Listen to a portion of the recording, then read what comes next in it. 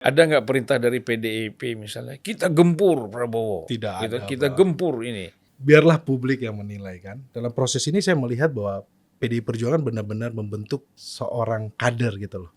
Kader yang brilian Bang kalau saya boleh bilang ya. Saking bagusnya kadernya banyak dinyomot orang. Di Bang, saking bagusnya Bang dilirik sama yang lainnya kan.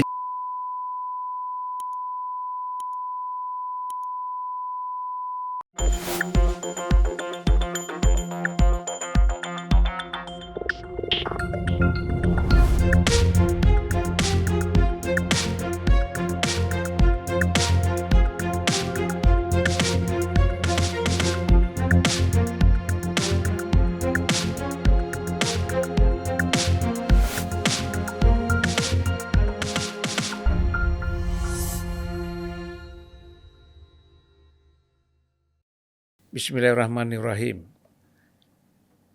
Selamat datang, Bung Roni Talapesi. Siap. Ini nama Bang Sulvan.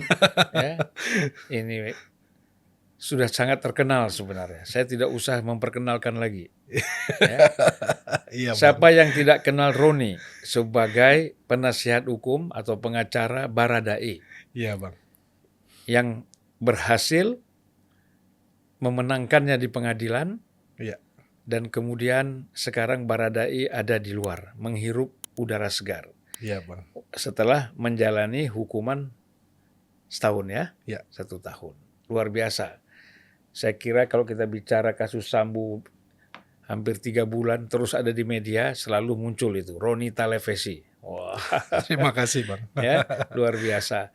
Dan terus terang itu membangunkan semangat Iya. ya bagi Baradae untuk dia itu tetap tegar. Iya. Karena orang yang tertuduh seperti itu ya, dan Iya. dia merasa tidak bersalah, tentu saya kira tekanan mentalnya luar biasa. Iya, Bang. Tapi saya paham betul, berkat kerja kerasnya Bung Roni, dia punya semangat, mentalnya terbangun, jiwanya hidup lagi ya. Iya, Bang. Itu luar biasa. Dan tidak mudah sebenarnya menjadi seorang penasihat hukum atau pengacara sekaligus seperti menjadi psikolog ya. Betul, Bang. Ya. Betul, Bang. Ya situasinya kan kemarin kita tahu bahwa itu bukan situasi yang mudah ya. Ya. Apalagi Baradae yang pada saat kejadian umurnya masih sangat muda, 24 tahun, kemudian keluarganya jauh, dan saya sebagai pengacara tentunya saya harus menjadi wakil keluarga juga, menguatkan, dan dalam proses persidangan juga saya harus fokus, saya harus membangun argumentasi yang kuat, pembelaan yang kuat. Dan saya ingat ada saat di mana Eliezer itu kalau gugup, dia nervous, saya sampai tahu bagaimana membangkitkan semangatnya, Bang. Di mana tuh? Jadi saya kalau ngobrol, saya ngelihat kalau Baradae atau Richard Eliezer ini nervous, itu ngomongnya lidahnya pendek, Bang. Jadi kayak cadel. Nah itu saya harus tepok dadanya. Oh. Saya tepok dadanya dia. Jadi kalau dia ketakutan, saya tepok dadanya. Saya bilang, Cat, ayo semangat. Ya. Kemudian di situ dia mulai kembali lagi seperti punya jiwa yang kembali gitu loh. Kemudian kalau bagaimana sebelum masuk proses persidangan, saya jemput dari mobil, ketika dia turun dari mobil tahanan, saya jemput, saya pegang tangannya, saya bawa ke dalam di ruang tunggu, kita bersama-sama. Kemudian sebelum masuk persidangan kita berdoa bersama-sama. Nah, hal-hal seperti itu yang saya juga pun tidak menyangka, Bang, ya, bahwa saya harus mendampingi se-ekstra itu. Tapi saya lihat bahwa bersyukur semuanya berjalan lancar, Bang. Iya, tapi kan kalau saya perhatikan ya, Bung Roni setelah menangani kasus berat seperti itu kan pasti banyak sekali ya orang yang menginginkan Bung Roni menjadi penasihat hukum mereka. Iya, Bang. Itu pasti. Iya. Ya, karena tidak main-main keberhasilan menghadapi suatu kasus yang begitu besar. Betul, ya, Bang. yang untuk menang kemungkinannya kecil kan gitu. Iya. Tapi ternyata bisa menang. Iya. Ya. Nah, itu luar biasa. Nah, yang menjadi pertanyaan kan sekarang Bung Roni menjadi caleg. Iya, ya, Bang. calon legislatif Iya. dari Partai Demokrasi Indonesia Perjuangan. Dapil Jakarta Selatan, Jakarta Pusat Jakarta Pusat dan luar negeri. Dan luar negeri. Nomor urut 5, Bang. Ya, ini harus lengkap. Ya, nomor urut 5. Dan ini menurut saya bukan dapil ringan. Iya, Bang. Hampir biasa elit-elit partai Iya. atau para incumbent, anggota DPR atau pejabat itu banyak yang mengambil dapil ini. Iya, Bang. Ya. Untuk DKI. Dapil berapa ya nih? Kalau DKI? DKI 2, Bang. DKI 2 ya. DKI Jakarta 2. Nah, DKI Jakarta 2 ini saya kira rebutan ini. Rebutan, Bang. Bung Roni masuk di sini nomor 5 pula. Iya, Bang. Tapi saya kira soal nomor tuh nggak penting. Iya, Bang. Ya, yang penting kerja, kemudian nanti dikenal. Kalau dikenal saya kira siapa yang nggak kenal Bung Roni. Iya, Bang. Ya kan? Sudah cukup banyak dikenal lah. Iya, Bang. Nggak perlu lagi promosi. Iya, Bang. Ya. Jadi tapi tentu saja kita kadang-kadang untuk membangun confident ya, kita tetap bikin billboard, bikin spanduk, bikin apa itu harus lah ya. Iya, Bang Sulvan. Dan kuncinya harus rajin turun. Harus rajin turun. Jadi sebelumnya Bang Sulvan, saya sebagai pengacara, saya juga pun sebagai pengurus partai, Bang. Ini dua pengurus partai di mana? Di DKI saya sebagai wakil ketua DPD, PD Perjuangan DKI Jakarta. Dan sebelumnya 2019 saya sudah pernah caleg juga dari Banten 2. Saya tidak dapat. PDIP juga? PD Perjuangan juga. Kemudian saya jadi wakil ketua DPD DKI. Tetapi sisi yang lainnya adalah saya sebagai pengacara, Bang. Sebagai pengacara profesional. Tetapi saya juga pun sebagai berorganisasi di partai PD Perjuangan. Ini kader benar ini. Jadi memang berangkatnya juga pun dari bawah, Bang. Iya. Saya dulu ketua Banteng Muda Indonesia DKI Jakarta bidang hukum. Iya. Kemudian dulu pengacara dari Basuki Cahayapurnama. Jadi proses kaderisasinya panjang, Bang. Sehingga di 2024 ini, 2024, 23 ini saya dicalonkan. Itu juga pun bukan ujuk-ujuk langsung calonkan karena ada proses kaderisasi. Saya juga pun nggak menyangka saya bisa ditunjuk dan diberikan kepercayaan untuk menjadi caleg dari Dapil DKI 2. Saya sudah keliling, Bang. Sudah ke Hong Kong, sudah ke Taiwan, sudah ke Malaysia. Apa yang saya dapati adalah, Bang, proses elektoral ini yang sedang berjalan, tetapi yang saya dapati adalah sisi kemanusiaannya, Bang. Karena sekali lagi saya mendapatkan ketika saya keliling, saya bisa bantu orang untuk mendapatkan akses keadilan, itu ada kepuasan tersendiri, Bang. Contohnya di Hong Kong, ada salah satu TKI diputus kontraknya sepihak oleh majikannya, sehingga dia menuntut haknya dia di pengadilan. Saya ikut mendampingi, Bang. Dalam proses pengadilannya ini sangat bagus karena apa, Bang? Proses persidangannya cuma sehari. Jadi hakim tunggal menanyakan kepada pihak dari TKI kita tuntutannya apa, kemudian menanyakan ke majikannya kenapa kamu memutus kontrak sepihak. Kemudian hakim langsung membuat putusan hari itu juga bahwa majikannya salah. Majikannya harus membayarkan hak dari PMI kita ini. Dan hari itu juga pun harus dibayarkan, Bang. Kalau tidak dibayarkan ada sanksi pidana. Saya sebagai pengacara saya melihat, wah, ini sistem hukum yang baik yang sebenarnya bisa juga kita adopsi. Gitu. Ya, tapi kalau nasib TKW atau TKI kita di Timur Tengah tidak seperti di Hong Kong ya? Ya, inilah perlunya namanya peran dari hadirnya pemerintah, Bang. Karena ada perwakilan KBRI, ada atase-atase yang ada dari ketenagakerjaan, atase migrasi. Sebenarnya inilah perlu hadirnya pemerintah. Dan saya pikir ke depannya ketika saya apabila dipercaya oleh Dapil DKI 2, terutama pemilih yang ada di luar negeri, mereka memilih saya, tentunya saya akan bersinergi membuatkan solusi atau membantu mereka mencarikan solusi untuk mereka. Dan saya juga, Bang, punya aplikasi bantuan hukum secara cuma-cuma, saya sudah bagikan ke teman-teman. Jadi setiap hari mereka bisa konsultasi. Itu yang saya dapati di Dapil. Dan menarik, Bang, buat saya. Tahun ini saya lebih antusias. Gitu ya. Iya. Dan orang perlu tahu apa sih alasan utama ya tertarik untuk menjadi caleg. Dan tentu di sini adalah untuk menjadi anggota Dewan Perwakilan Rakyat ya. Iya. Itu. Nah, ini apakah memang Bung Roni yang menginginkan sendiri atau memang ada arahan partai? Ya, saya kan selaku pengacara, Bang, dalam hal sebagai praktisi hukum, pengacara biasa kita berdebat, menyusun pembelaan, negosiasi.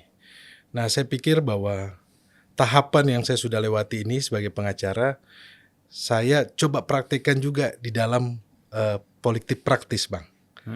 Jadi kan nanti kalau di DPR juga ini kan ada seni berargumentasi, seni melakukan negosiasi. Ya. Kemudian saya pikir ini sebenarnya sama antara dunia hukum dan dunia politik.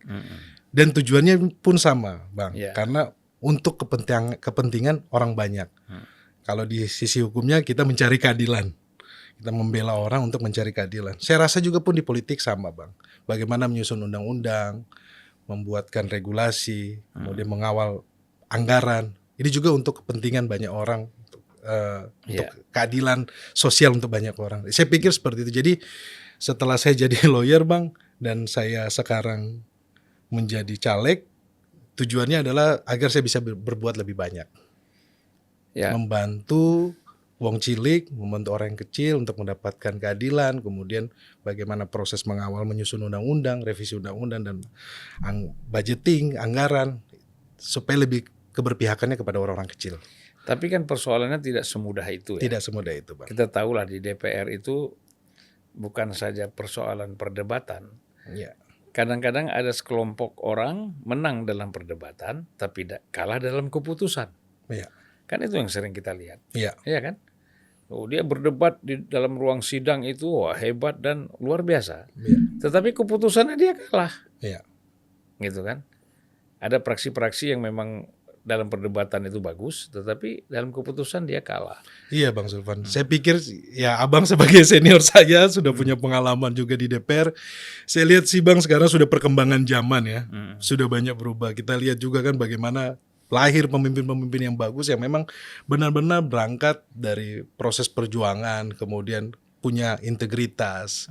Dan saya lihat bahwa ya itu lahir karena memang publik sudah bisa menilai gitu loh. Yeah. Sekarang seperti itu ya. Dan saya pikir bahwa perlu orang-orang, anak-anak muda yang berani dan juga punya integritas yang harus duduk juga di parlemen. Kita jangan membiarkan situasi ini juga seperti seperti ini ya, Bang ya. Kita tidak mau terulang kan, dan kita berharap bahwa banyak orang-orang baik yang punya integritas yang akan duduk di Senayan dan memperjuangkan kepentingan rakyat gitu. Ya kan, tapi banyak juga orang yang mengatakan begini. Wah, kita ini kalau jadi anggota DPR terlalu serius. Ya kan? Seluruh pansus panja kita ikut dan terlibat secara serius. Ini tanda-tanda kita bakal kena penyakit, berbagai macam penyakit katanya. Jangan sampai, Bang. Oleh karena itu mereka banyak santai-santai aja. Jangan terlalu serius. Iya, gitu, jangan terlalu serius. Tapi ya bagaimana kita menunjukkan keberpihakan kepada masyarakat itu yang paling penting, Bang. Ya, tapi kan satu hal, Bung ya. Bung ini dengan menjadi pengacara itu kan betul-betul independen. Iya. Tidak ada yang bisa membatasi gerak langkah, pikiran, dan apa yang ingin dilakukan. Kan gitu. Iya. Siapa yang ngatur seorang pengacara? Iya. Iya kan? Dia punya kantor sendiri, ilmunya sendiri, semua sendiri. Iya, Bang. Tetapi begitu masuk jadi anggota DPR kan, Iya. satu, kalau kita nggak menjadi ketua komisi, kita anggota. Iya. Kedua, ada praksi. Iya. Ya kan? Dan di atasnya lagi ada DPP partai. Iya, Bang. Macam-macam kan struktur yang ada di atas anggota DPR itu. Nah, ini tidak merasa rikuh gitu loh. Iya, Bang. Dari proses saya menjadi kader, melalui proses kaderisasi, dari sekolah partai, kemudian saya ditunjuk menjadi wakil ketua DPD, ditugaskan di beberapa pilkada, ikut menjadi tim hukum. Dan inilah yang membentuk saya sebagai kader yang belajar bagaimana melayani masyarakat. PD Perjuangan mengajarkan seperti itu, bagaimana bonding dengan rakyat. Dan saya diberikan keleluasan dalam hal menjadi kader yang bagaimana kita membela rakyat gitu loh. Dalam proses ini saya melihat bahwa PD Perjuangan benar-benar membentuk seorang kader gitu loh. Kader yang brilian, Bang, kalau saya boleh bilang ya. Karena banyak kader-kader PD Perjuangan bagus.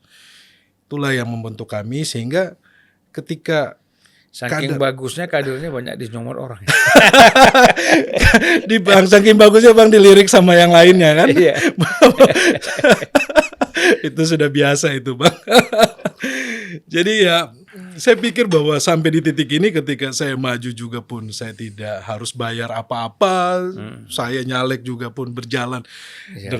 dengan apa namanya ide-ide saya berjalan, saya pikir ya itu hal yang baik dan positif dan PDI Perjuangan memberikan ruang untuk anak muda Ya, ya. jangan seperti ada Dengan partai misalnya ya kan berkoar-koar, pidato sana sini bilang gratis, nyalek gratis, tapi ternyata di ujungnya minta duit juga ya. Iya, Pak. Kalau saya di PDI Perjuangan nggak ada, Ya, Bang. Tidak ada itu. ya mungkin Kita di banyak PDI Perjuangan nggak ada. banyak kader PDI yang tidak ya Iya. yang tidak perlu harus mengeluarkan uang di muka ya. Iya, tidak perlu, Bang. Kan bagus uang itu kan dipakai untuk bagaimana memenangkan Iya. pileknya ya. Iya, karena kita memang kan proses seleksinya kan ya kader benar-benar ya berproses gitu loh, Iya. Bang. Nah, ya. Bung Roni kan sebenarnya kalau seingat saya kan mix antara Maluku ya, Ambon ya, Iya, dan Manado, Sulawesi Utara. Iya, Bang. Nah, saudara-saudara kan banyak di sana ya. Banyak, Bang. Kenapa nggak nyalek di sana aja? Pulang kampung. Ini dia, Bang. Saya rasa bahwa saya kan ada di Jakarta. Tapi ada cerita yang lucu, Bang, ketika saya di Taiwan. Jadi saya di hotel pagi-pagi itu PMI itu pada ngumpul, udah bawain bubur, udah bawain roti. Jadi mereka tuh benar-benar nungguin saya dari pagi. Sampai pas ketemu mereka buka handphone, foto sama saya atau video call ke kampung halamannya. Mereka sampaikan, saya sudah ketemu sama Roni Talapesi, pengacara Baradae, pembela Wong Cilik. Dia foto gitu. Jadi saya terenyuh, Bang. Wah, jadi mereka membela-belain pagi-pagi datang. Terus ada kejadian yang unik juga, Bang. Selesai saya keliling di Taiwan, waktunya saya pulang ke Jakarta. Sampai di bandara, saya bilang terima kasih teman-teman.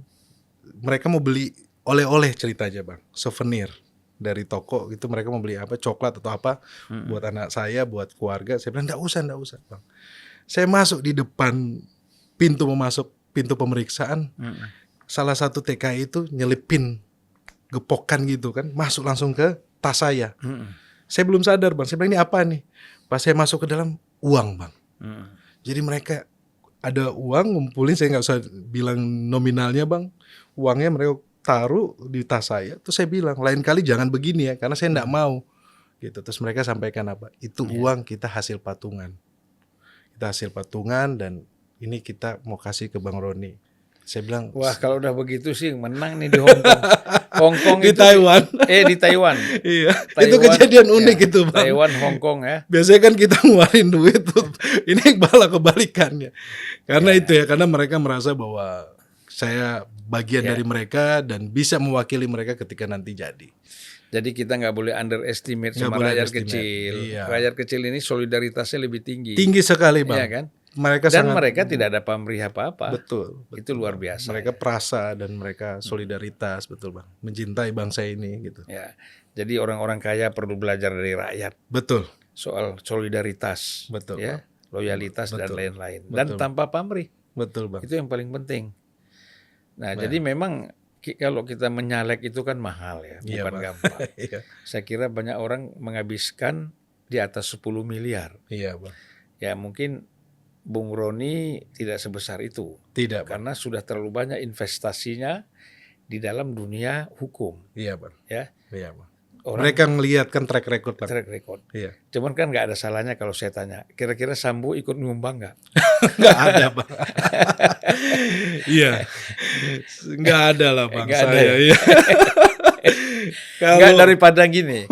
Kalau saya nggak tanya, saya salah juga. Daripada orang berpikir, paling Sambo yang bayar nih kan. Nah, tapi kan kalau gini kan langsung bisa bantah kan. Publik kan bisa melihat bagaimana pembelaan saya. Setiap Iya, agenda persidangan bagaimana saya melakukan pembelaan, menanya kepada saksi-saksi, publik bisa melihat. Dan saya pada saat itu benar-benar saya membatasi diri untuk bertemu orang, Bang. Dan saya orang pertama yang tidak percaya itu. Iya. Abang waktu itu sampaikan tidak percaya, tapi vonis membuktikan, Bang. Iya, benar. Hasilnya membuktikan. Iya. Jadi apa yang upaya dilakukan ini? Kalau saya kan terus terang, orang-orang seperti Roni Talapesi, Iya, Bang. ya, ada lagi teman kita misalnya wartawan itu Aiman, Iya. misalnya ya, ada banyak teman-teman kita yang maju Iya. menjadi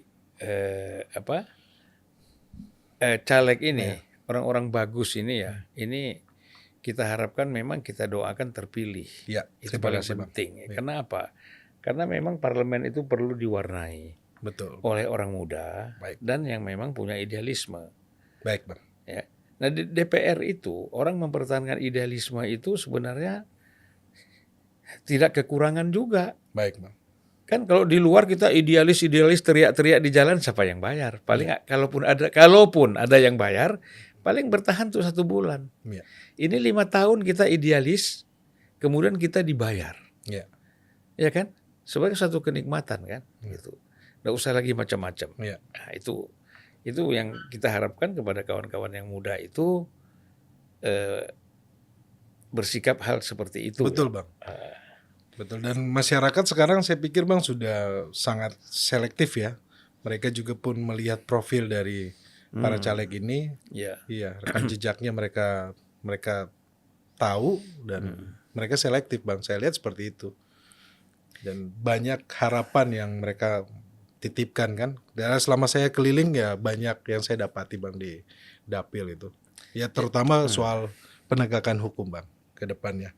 Sistem hukum, bahwa reformasi hukum, ke depannya hukum benar-benar harus berkeadilan gitu. Jadi kan memang sekarang kan Bung Roni nomor 5 ya. Iya, Bang. Kalau dari PDIP yang incumbent di dapil ini siapa? Ada senior saya, Pak Eriko Starduga, Oh ya. ada Pak Masinton. Dua-duanya terpilih kemarin tuh Iya, kan Bang. di dapil ini ya. Iya. Oke. Kemudian dari partai lain siapa yang incumbent? Ada incumbent, ada dari PKS, dan ada Gerindra incumbent juga, Bang. Banyak Kemudian, incumbent ya. iya, banyak incumbent. Berapa kursi sih selatan ini? Selatan ini kami ada 7, Bang. 7 kursi. Iya, Ya. 7. Kalau gitu harapannya kalau Eriko terpilih, Masinton terpilih, ya tambah satu lagi lah. Tambah 1 lagi. Iya kan? Iya, Bang. Nah, kecuali kalau bisa mengalahkan 2 senior itu ya. Kan kita kerja terus, Bang. Iya, mudah-mudahan Kerja insya Allah. terus. Ya makanya saya bilang, Bang, di awal bahwa proses elektoral ini memang menarik, tetapi yang paling penting adalah sisi kemanusiaannya, Bang. Ada kepuasan tersendiri ketika kita bisa membantu orang, menyelesaikan masalah orang. Iya. Saya mendapatkan kepuasan tersendiri. Jadi ke luar negeri itu ya, datangin dapil-dapil di luar negeri. Iya. Selain Taiwan mana? Hong Kong, Taiwan, Hong Kong, Malaysia, Malaysia, Korea. Iya, Bang. Ke Timur Tengah nggak mau? Timur Tengah, Bang, saya lagi aturkan jadwal juga, Bang. Ajak-ajak saya dong. Siap, Bang. boleh, Kan Bang. kita ada tampang-tampang Arab dikit. Iya, Bang. Boleh banget, Bang. Gitu ya. Kalau Abang ke sana kan pasti Abang bisa jadi jurkam. iya. Bisa sekaligus ini kan. Iya. Banyak itu. Cuman daerah-daerah yang saya kenal banyak kan daerah teroris. Enggak apa-apa, Bang. Hah? Hatinya kan. Ya. Ternyata di Syria itu ya, saya Iya. pernah dengan Pak Mahfud dulu. Iya, Pak Mahfud di sana. Saya Bang. pernah dengan Pak Mahfud MD, dengan Pak almarhum Pak AM Fatwa, Iya, itu datang ke Syria. iya. Ternyata di Syria itu tenaga kerja Indonesia itu juga cukup banyak. Cukup banyak, Bang. Betul, betul. Yang Bang. mereka kadang-kadang dari Saudi pindah ke Syria Betul. gitu kan. Banyak, Bang. Saya kemarin sama teman-teman udah berapa kali kita Zoom, udah beberapa kali acara Iya ya. di Saudi, Bang. Saudi. Iya. Jadi memang itu daerah-daerah kantong Iya, ya. betul, Bang. Eropa. Iya. Boleh juga ke Eropa ngajak saya. Tiket- Akhirnya ikut semua nih. Tiketnya lumayan. Nggak apa-apa, saya bayar sendiri. Iya, Bang. Siap, senior. Ya. Jadi mudah-mudahan ya rajin ke dapil, Iya, terima kasih, Bang. terutama di luar negeri. Juga Iya. jangan lupa dalam negeri. Iya. Dalam negeri sudah, saya juga pun Ya. canvassing, door to door, Bang. Jalan Dan terus, kalau Bang. Jakarta Selatan kan nggak terlalu Iya. sulit ya. Iya, tidak terlalu luas seperti daerah lain. Iya. Apalagi Jakarta Pusat. Iya. Nah, Jakarta Pusat itu memang lebih eksklusif lagi. Iya. Ya, jadi di situ pertempurannya udah billboard ya, sudah Iya, Bang. lain lagi kan. Iya. Jadi memang kalau kita strategi billboard itu ya, spanduk-spanduk itu memang kalau di daerah itu penting. Iya. Kenapa itu, Bang? Masuk ke desa-desa kan. Oh iya. Ya karena dulu ingat ya Mbak Puan itu ada strategi kan apa tuh yang raja apa pasang billboard dan spanduk Iya, yang banyak diprotes. iya, Itu sebenarnya satu strategi yang benar ya untuk supaya pemilih di desa-desa itu kan mereka nggak kayak di kota iya, banyak main gadget ya kan, iya. handphone segala HP, iya, macam ya, betul. laptop atau WA, Iya, internet. Oleh karena itu mereka lebih cenderung melihat langsung iya, ya, melihat langsung yang mana sih orangnya gitu. iya, Dan harus jelas, jangan pakai misalnya pakai inisial, itu agak sulit iya, gitu, ya betul kan? Bang. Memang harus ada visualnya memang. Iya. Iya. Kok saya jadi konsultannya Doni nih? Ini masukan dari senior kan. Makasih Bang Sulpan. Iya, iya. Iya. Jadi ini kita sedikit ya Iya, Bang. membahas dalam situasi seperti ini, Iya. kita mau nggak mau menyinggung sedikit soal capres nih. Iya. Bagaimana nih melihat Gibran ini menjadi capresnya Prabowo? Ya, apa ya Bang ya? Proses ini kan sudah berjalan ya Bang. Mm-mm. Bahwa dalam politik menurut saya ya itu hal yang biasa saja lah. Dan kami di PD Perjuangan sudah banyak melewati waktu Mm-mm. terjadi hal seperti ini. Contohnya di masa yang lalu Bang, ada kader-kader senior juga yang keluar dari PD Perjuangan, membuat partai baru, dan itu tidak berpengaruh buat PD Perjuangan. Iya. Dan PD Perjuangan tetap solid dan survive gitu.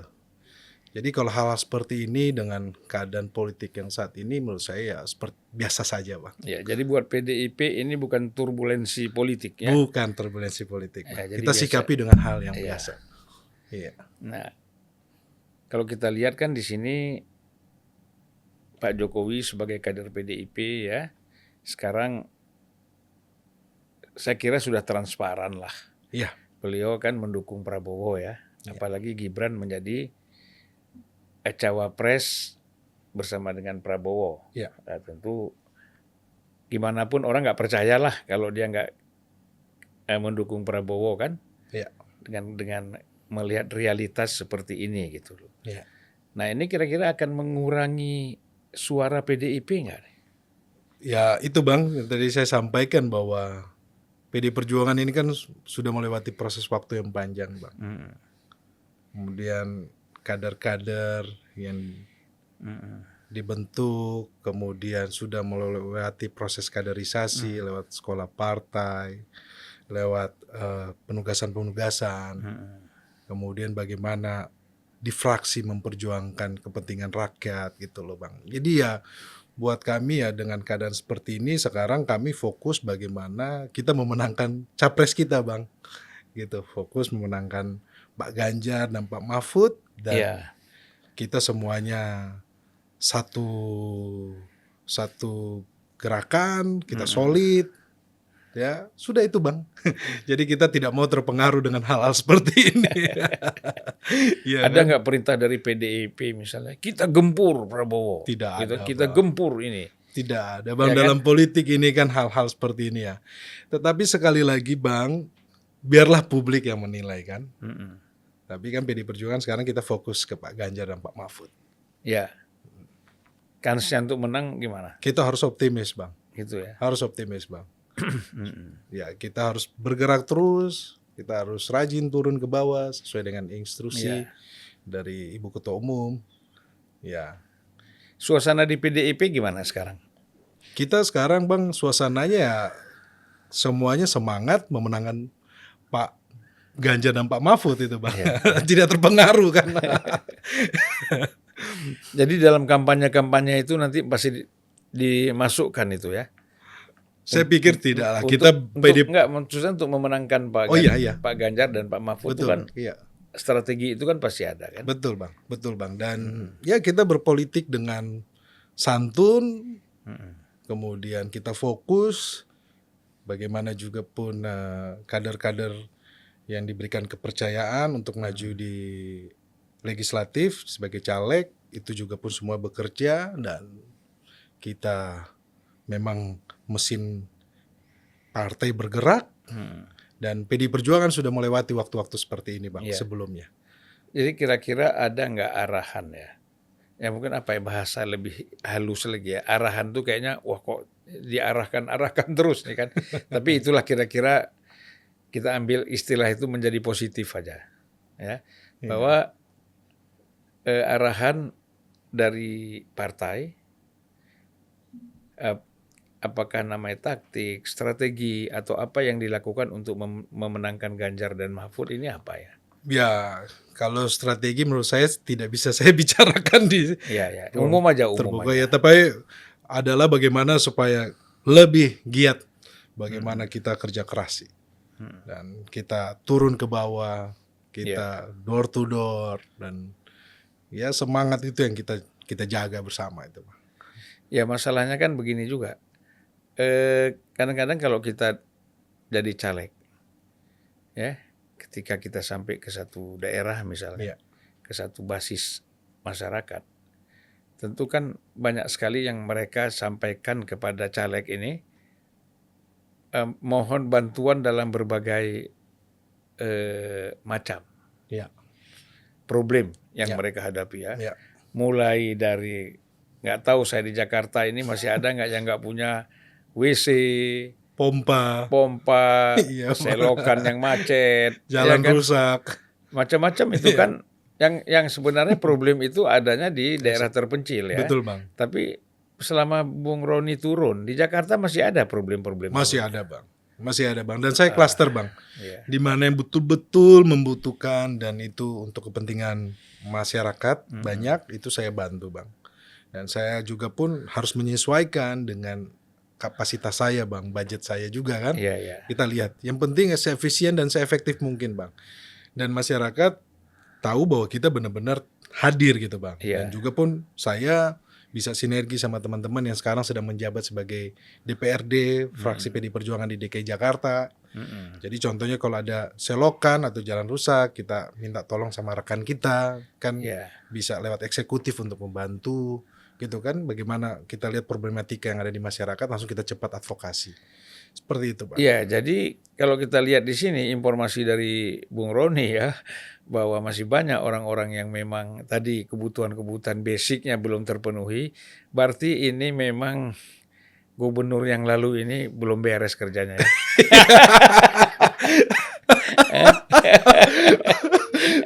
Maksud pertanyaan Abang kelihatannya seperti itu Bang. Memang banyak PR di Jakarta ya. Ya inilah jadi tugas kita, PR kita bersama, bahwa semua elemen harus hadir dan ya harus gotong royong Bang. Gitu. Ya kita kembali kepada masalah hukum ya. Ya. Artinya yang selama ini ditangani oleh Bung Roni, selain kasus Sambo, yang besar-besar ini apa yang ditangani selama Dulu saya 2012 tabrakan maut Afriani Bang. Saya advokasi korban di Tugutani. Nah itu saya advokasi, kemudian dalam kasus tersebut vonisnya adalah kecelakaan, itu bukan kasus pembunuhan biasa, tetapi masuk di dalam pembunuhan berencana.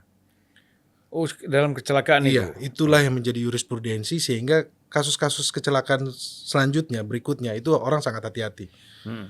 Nah di situ Afriani divonis 15 tahun, dan karena ada narkotikanya dia 5 tahun, jadi totalnya 20 tahun. Itu jadi pembelajaran penting Bang buat publik. Terus saya kasus yang lumayan menarik perhatian publik ya, kasus Pak Ahok, dulu saya ikut mendampingi persidangan. Terus ya ini kasus yang kemarin Bang, Baradae. Dan ada beberapa kasus juga yang lain yang saya bantu juga. Kemarin juga saya bantu pemulangan korban dari TPPO Bang, tindak pidana perdagangan orang yang ada di Myanmar. 12 orang saudara kita yang di Myanmar saya bantu advokasi. TPPO itu perempuan semua atau ada? TPPO campur Bang. Campur Bang. Mereka itu di Myanmar, tetapi wilayahnya tidak masuk Thailand, tidak masuk Myanmar Bang, di daerah tengah-tengah, daerah perang. Kemarin saya bantu advokasi. Itu siapa yang bawa itu? Ketahuan nggak? mereka itu masuknya lewat Thailand, tapi mereka ilegal, secara ilegal kerjanya. Cuma kan dalam posisi itu sempat rame kok Bang di sosial media, di mana mereka minta tolong kepada negara untuk mereka bisa pulang, dan saya mendapatkan kuasa dari keluarga korban dari Medan, kemudian saya kerja koordinasi dengan Kemenlu, dengan Komnas HAM dan dengan Mabes Polri, dan kita bisa pulangkan, Bang. Itu atas inisiatifnya Bung Roni ya? Iya, saya ini inisiatif saya, Bang. Artinya kan menghubungi Polri, Iya. Menlu apa kan? Iya. Artinya kan bukan dari atas ya? Iya, karena memang salah satu orang tua kontak saya, Bang. Dia direct message lewat sosial media ngasih tahu butuh pengacara, dan langsung saya bilang saya iya kan, saya bantu. Saya tahu ini mereka sangat butuh, dan itu saya bantu secara pro bono, Bang. Jadi person itu lebih cepat hadir menangani kasus-kasus yang ada Iya. di luar negeri Iya. dibandingkan dengan negara. Ya sama, Bang. Di Jakarta Pusat contohnya, Bang, kemarin ada PHK dari salah satu perusahaan mall, itu mem-PHK beberapa orang, itu saya bantu juga advokasi, Bang. Kemudian ada kasus tanah juga di Jakarta Selatan, saya bantu advokasi. Jadi semuanya, Bang, tidak hanya Jakarta Selatan, Jakarta Pusat, ada juga Ya. di daerah lain yang benar-benar saya lihat. Nanti saya cari kasus di Aceh ya. Oh iya, Bang. Boleh, Bang. Kalau saya ke Aceh, Ya. Di menarik Sumatera juga. Utara kan ada. Iya, Bung masuk ini juga TPDI apa tuh? Tim Pembela Demokrasi Indonesia. Tidak, Bang. Tidak, Saya ya? tidak di zaman TPDI, Bang. Saya kan zaman Tapi TPDI kan masih ada sekarang. masih ada, Bang. Kalau nggak salah nuntut apa kemarin? Oh, mau nuntut ini ke MK ya? Sekarang kan kita kalau di ini, Bang, Badan Bantuan Hukum dan Advokasi Rakyat di PD Perjuangan. Jadi kita fokus membantu masyarakat kecil untuk mendapatkan akses keadilan. Sudah banyak kasus yang kita tangani, Bang. Gitu. Ada kan kemarin satu perkumpulan advokat yang menuntut Anies Baswedan itu apa itu ya? Itu Pradin ya, Bang, atau apa, Bang? Bukan. Tapi memang tidak terkenal itu. Iya. Saya nggak tahu itu apa namanya ya. Iya. Tapi ya adalah ya macam-macam lah sekarang ini Iya. kan yang muncul kan banyak sekali ya. Iya, Bang, dan menarik ini kan soal isu hukum ini kan, kepastian hukum, penegakan hukum yang lebih baik kan. Kalau kemarin kita lihat bagaimana pidatonya Pak Mahfud menyampaikan bahwa apabila urusan hukum ini bisa terselesaikan, setengah dari masalah bangsa ini bisa Ya, benar. selesai. Jadi ini memang sesuai dengan apa yang saya sedang perjuangkan, Bang, bahwa kita perlunya ke depannya hukum yang benar-benar menjadi panglima di dalam kehidupan berbangsa dan bernegara kita, Bang. Ya itulah persoalannya kan orang kayak Pak Mahfud ini tidak punya partai ya. Iya. Dia itu memang pantasnya bukan jadi wakil presiden. Iya. Dia memang harusnya jadi presiden dia. Ya supaya Iya, lebih. Tapi mudah-mudahan lah sinergi ya Iya. bisa terjalin dengan baik. Iya. Dan kemudian bisa kita harapkan situasi hukum kita bisa semakin Lebih bagus, baik lagi. Betul, Bang. ya. Dan ini kan sejarah juga mencatat, Bang, calon presiden dan calon wakil presidennya ini kan sama-sama lulusan dari Fakultas Hukum, Bang. Oh ya. Iya, Pak Pak Ganjar Ganjar tuh- sarjana hukum, Prof Mahfud sarjana hukum. Oh, Pak Ganjar saya pikir FISIP. Iya, Bang. Jadi kalau di Amerika presiden itu kan banyak datang dari lulusan sarjana hukum kan, Ya. atau advokat. Kalau sekarang ini sejarah mencatat di Indonesia ini ada ini Ya. calon pemimpin yang lulus dari Fakultas Hukum sarjana hukum. Jadi mereka akan konsen juga terhadap pasangan isu hukum. ideal ya. Pasangan ideal, Bang. Pendekar hukum, Bang. Jadi kalau melihat sosok kedua orang ini dengan latar belakang yang sama ini, apa harapan ke depan? Ya itu, Bang, saya harapannya bahwa hukum ke depannya berkeadilan, hukum yang benar-benar hadir tanpa pandang bulu, Bang, yang adil untuk semuanya, dan juga pun sistem hukum yang benar-benar yang dibangun membuat orang akan sadar akan hukum, orang hormat kepada hukum, sehingga apa, Bang? Kehidupan kita menjadi negara yang kita cita-citakan 2045 dengan fondasi hukum yang kuat. Kalau kita lihat bagaimana negara-negara maju Bang, bagaimana mereka sangat hormat terhadap hukum, mengapresiasi hukum.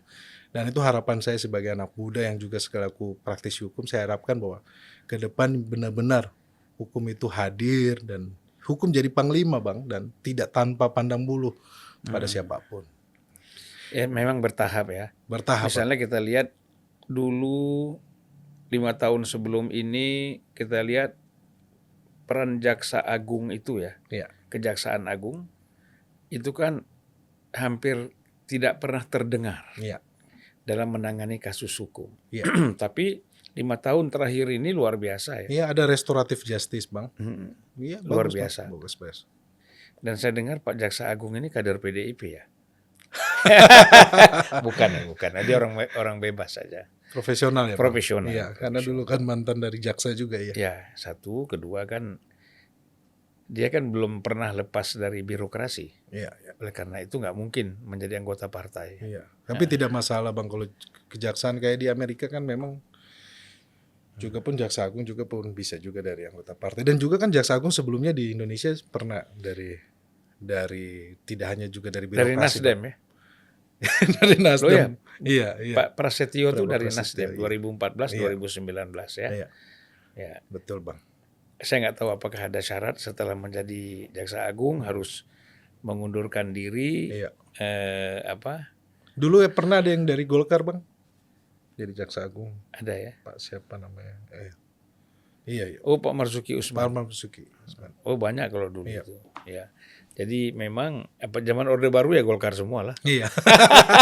Iya, jangan sampai kembali lagi ke masa lalu Bang. Iya. Yang profesional lah. Ya, Yang karir ya. Iya, yang karir. Kita betul. mengharapkan birokrasi itu masuk memang orang-orang yang kualifikasinya punya karir yang bagus gitu loh. Betul. Sehingga mereka tidak sia-sia ketika mereka kerja. Betul. Ya kan? Jadi Setuju. misalnya Menteri Luar Negeri ya memang dia ambil yang karir. Karir. Ya, kemudian Jaksa Agung ambil yang karir. Betul Bang. Ya. Ya, Gitu. Dilihat juga rekam jejaknya Bang, Iya, track semuanya. recordnya ya harus Kan dicek banyak juga. kan Iya, mereka banyak itu. yang bagus Bang. Nah itu yang kita harapkan kan. Iya. Kalau KPK ya harus dari luar ya. Betul. Memang dia lembaga ad hoc kan. Lembaga ad hoc, betul Bang. Iya, betul. Semua masalah hukumnya, terutama isu penegakan hukum di isu korupsi juga Bang kan. Ya. Jadi akar masalah juga di bangsa ini. Bung Roni, kita ini kan sudah mendekati akhir ini ya. Udah 45 menit kita ngobrol nih, Iya, tidak Bang. terasa. Terima kasih Nah Bang. tentu saya memberi kesempatan kepada Bung Roni untuk menyampaikan gagasan pikirannya secara bebas. Iya. Katakanlah ini semacam boleh closing statement, Iya. boleh tidak, terserah. Ya, closing statement ya Bang ya. Ya. Kalau saya menyampaikan kepada teman-teman, kepada saudara-saudara bahwa dalam situasi seperti ini kita tetap bersaudara. Persaudaraan itu tetap harus terjalin Iya.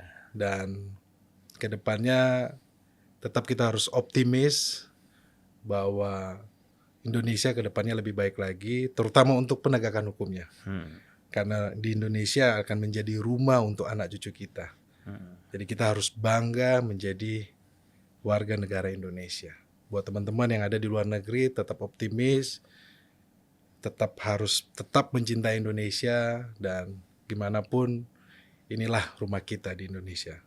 Dan saya sebagai pengacara bangga kepada teman-teman yang ada di luar negeri sebagai yang dibilang pahlawan devisa.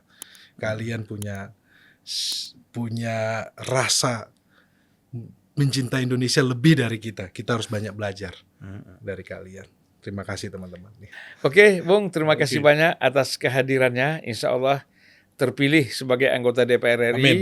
Ya, menolong rakyat dari segi hukum, politik, dan ekonomi. Ya, tentu saja dalam seluruh aspek kemanusiaan.